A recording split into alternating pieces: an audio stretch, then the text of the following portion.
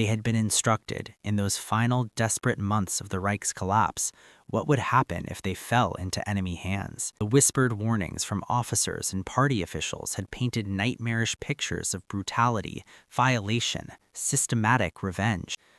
But the American woman simply set down the crate, smiled with an expression that seemed impossibly genuine, and said in careful German, "There is coffee here, hot, and bread.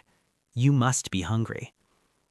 That was when the first woman began to cry. To understand the weight of those tears, one must first comprehend the architecture of fear that had been constructed around these women for 12 years.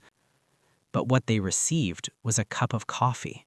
The psychological rupture that occurred in those first hours and days of American captivity cannot be understated. The cognitive dissonance was total. It was not merely that the Americans failed to fulfill the prophecy of cruelty, it was that they operated according to principles so fundamentally different from what these women had been taught that their entire worldview began to fracture.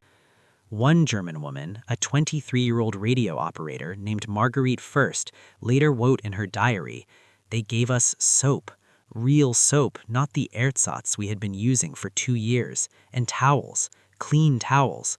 I stood in the shower, hot water, unbelievable, and I could not stop crying because I realized they were treating us better than our own officers had treated us in the last year of the war."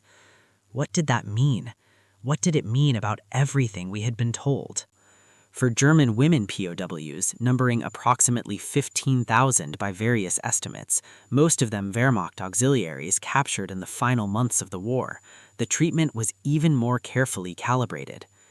American military authorities were acutely aware of the propaganda value of their conduct. They knew that reports of dignified treatment would filter back into Germany, undermining Nazi narratives and potentially encouraging surrender.